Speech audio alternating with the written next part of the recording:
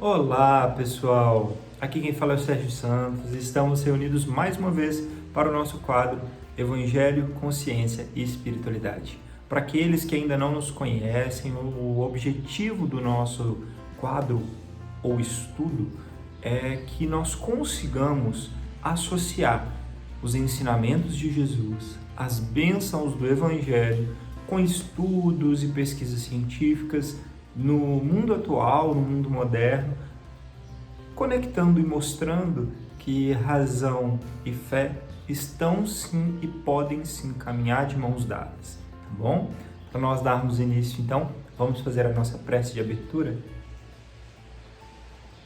Deus, Pai de amor e bondade, gratidão pela oportunidade de mais esse estudo que nos faz a todos aprender, crescer e fixarmos, Senhor, os ensinamentos de amor que Jesus Cristo nos legou para conectarmos esta terra com este caminho mais alto que leva à conexão definitiva com o Pai. E assim, Senhor, pedimos a Tua bênção e luz para iniciarmos esse Evangelho, que assim seja. Muito bem, para nós darmos início hoje, então, vamos fazer a leitura do nosso Evangelho segundo Lucas, comentado por Emmanuel, e o Evangelho de hoje é o seguinte. Lucas, capítulo 6, versículo 35. Todavia, amai os vossos inimigos. Compaixão e socorro. Não apenas os nossos adversários costumam cair. É preciso entender que as situações constrangedoras não aparecem unicamente diante daqueles que não nos comungam os ideais, cujas deficiências, por isso mesmo, estamos naturalmente inclinados a procurar e reconhecer.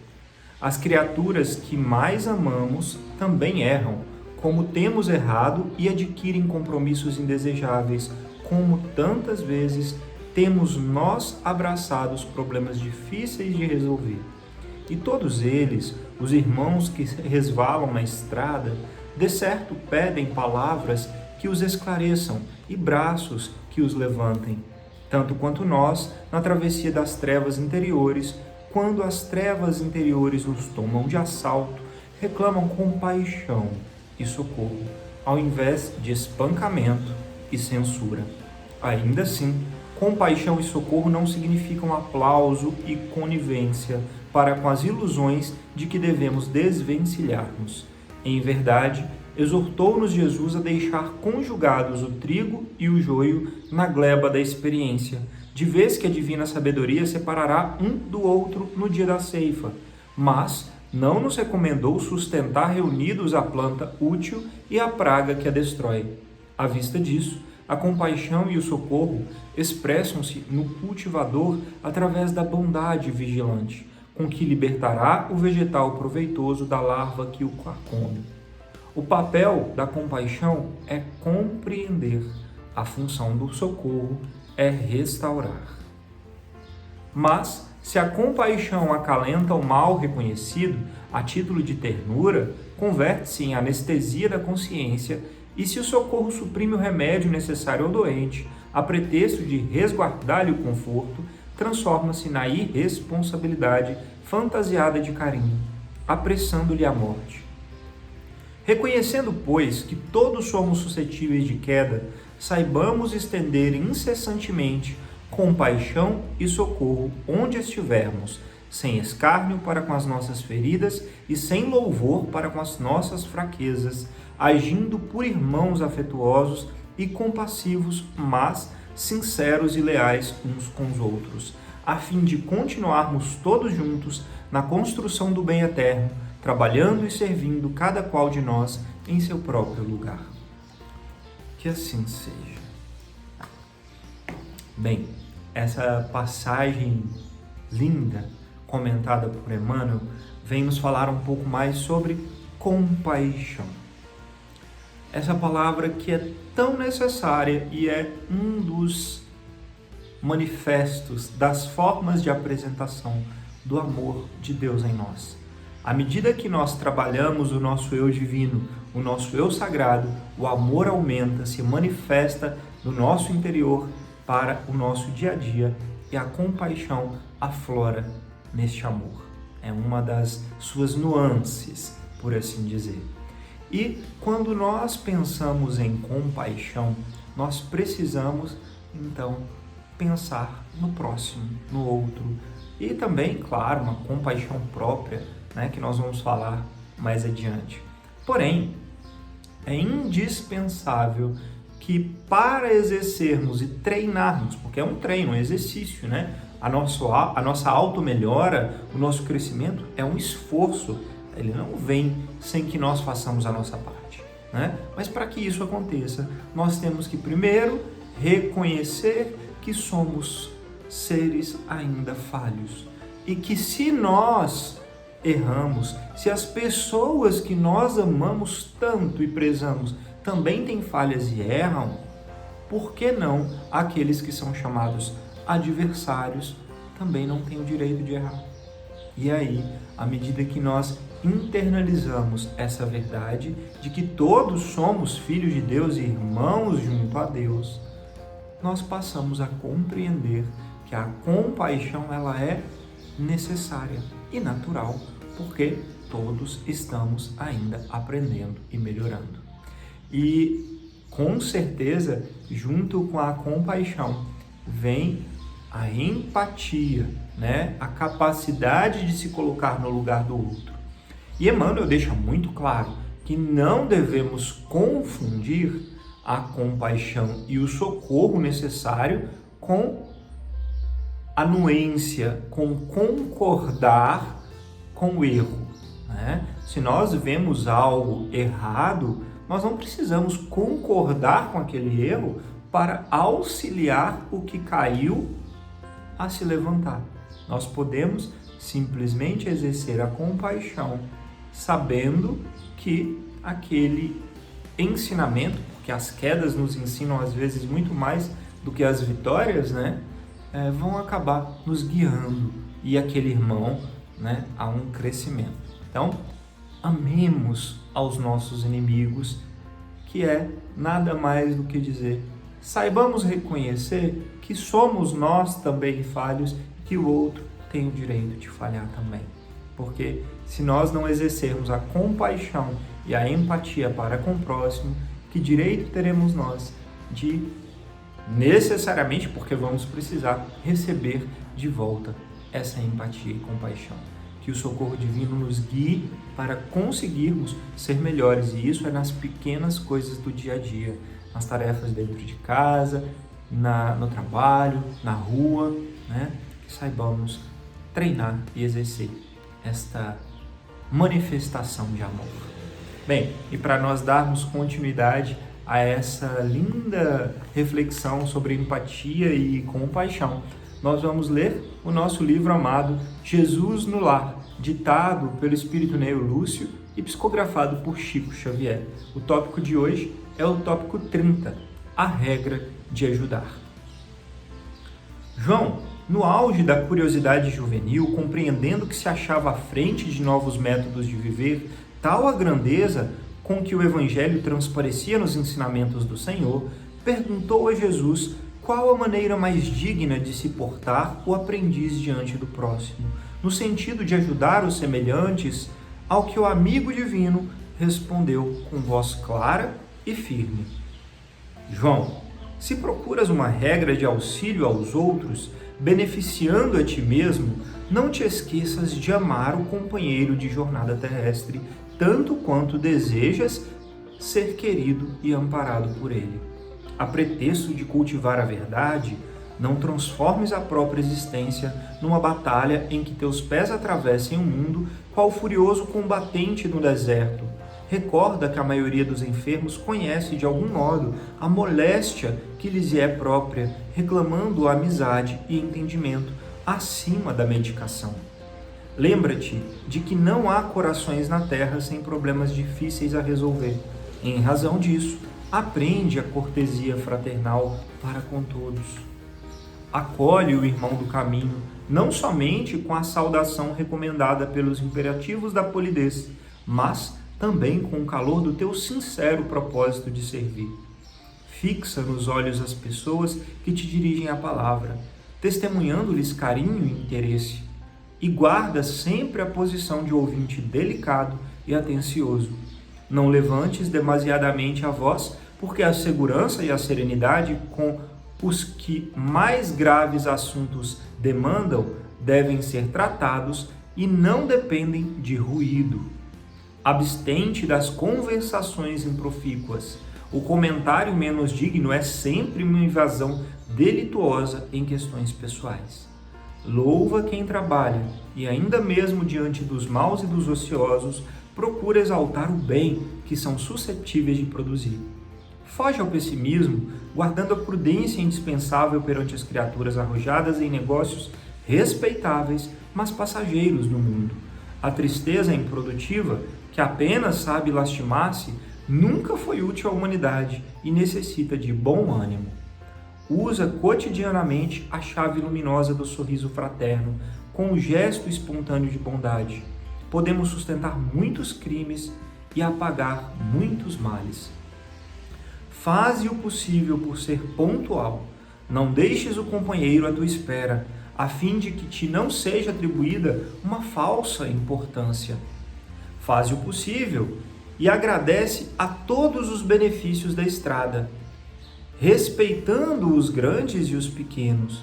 Se o sol aquece a vida, é a semente de trigo que fornece o pão.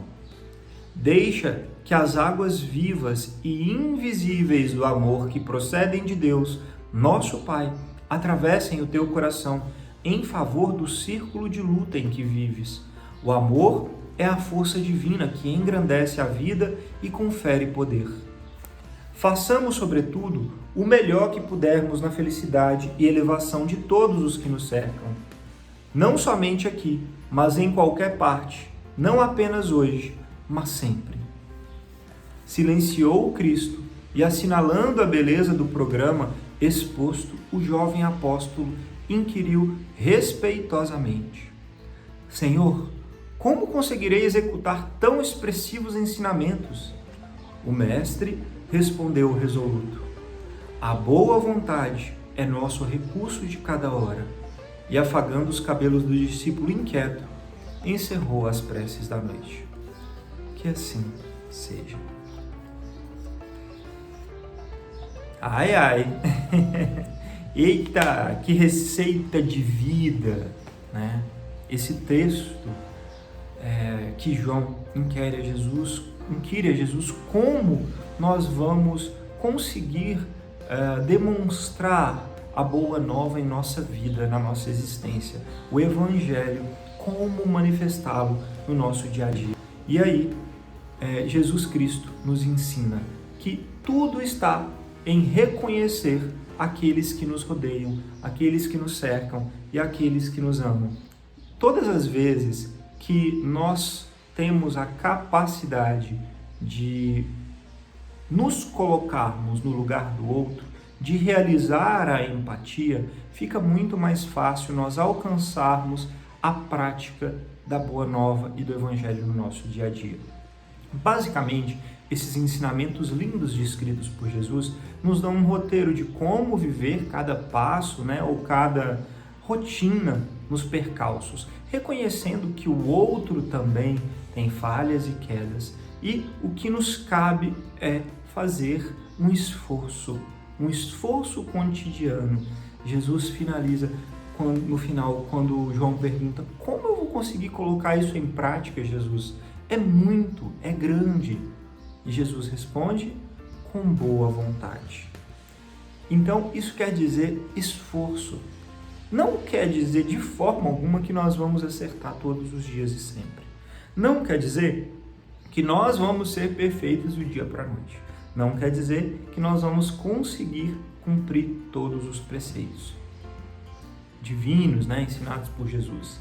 Porém, se nós fazemos um esforço consciente, constante e diário de melhorar e observar cada pequena situação, Jesus fala desde sermos pontuais para com os horários marcados, até o socorro e o amparo ao próximo caído. Jesus nos dá exemplos neste texto de uma série de sequências e de méritos que devemos treinar para seguirmos o Evangelho. Olha quanta coisa a gente tem capacidade de observar nessas explicações que acontecem no nosso dia a dia. E aí, a pergunta é: nós estamos dispostos a sermos de fato discípulos de Jesus? Porque os discípulos de Jesus não são perfeitos ainda aqui nesta terra, mas eles se esforçam constantemente para amparar e auxiliar, sendo melhores a cada dia. E a compaixão e a empatia são as ferramentas para conseguirmos nos colocar no lugar do próximo e assim amparar, auxiliar. E isso já é o Evangelho em prática. Tá? E dentro deste contexto bonito de compaixão e empatia, nós trouxemos hoje um artigo científico para nós refletirmos, cujo título é o seguinte: Autocompaixão, empatia e intenções de ajuda. Esse artigo ele foi publicado no The Journal of Positive Psychology, que quer dizer o Jornal da Psicologia Positiva, e foi publicado pelas autoras a Laura Welp e a Christina Brown, né?